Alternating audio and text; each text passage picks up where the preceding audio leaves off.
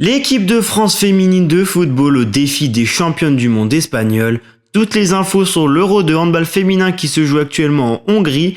Tous les résultats de la soirée. Salut, c'est Hugo, j'espère que vous allez bien. Nous sommes le mercredi 4 décembre 2024 et on discute ensemble des actualités sportives du jour. Sur le combo sportif, c'est parti, générique.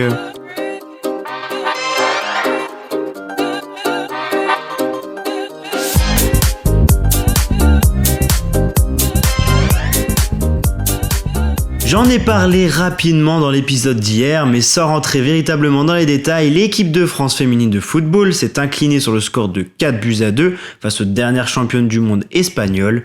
Dans une rencontre ce mardi à Nice, les Bleus n'ont pas démérité et ont réussi à s'accrocher après un début de match totalement manqué. L'Espagne menait déjà 2-0 dès la 23e minute et on aurait pu s'attendre à une rencontre longue, très longue pour les filles de Laurent Bonadei. Mais les Françaises ont su faire preuve de caractère pour réagir juste en voilà la mi-temps et auraient même pu égaliser si elles avaient été un petit peu plus efficaces dans le dernier geste.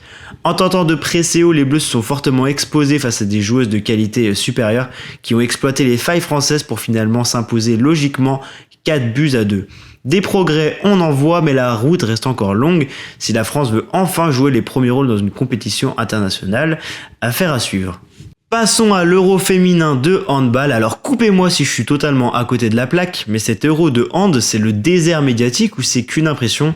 Pourtant, je regarde l'équipe au minimum 5 fois par jour et je n'ai jamais vu des articles sur cette compétition.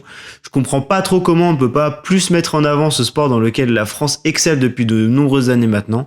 Bref, mon coup de gueule est fait, passons aux choses sérieuses et on va parler de l'entrée en compétition de l'équipe de France et on peut dire qu'il est plus que positif. Hier soir, la France affrontait le Portugal dans un match sans enjeu puisque la France s'était déjà qualifiée alors que le Portugal était déjà éliminé.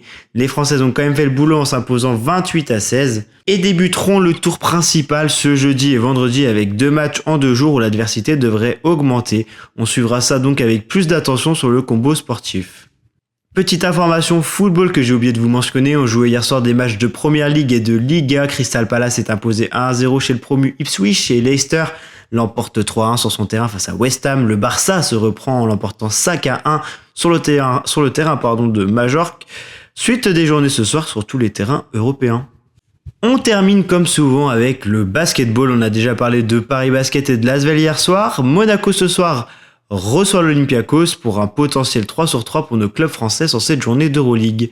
La nuit des Français en NBA avec la défaite des Spurs sur le parquet des Phoenix Suns avec un petit Wemby entre gros guillemets, 15 points et 13 rebonds le Français qui n'a pas marqué avant le début de la deuxième mi-temps.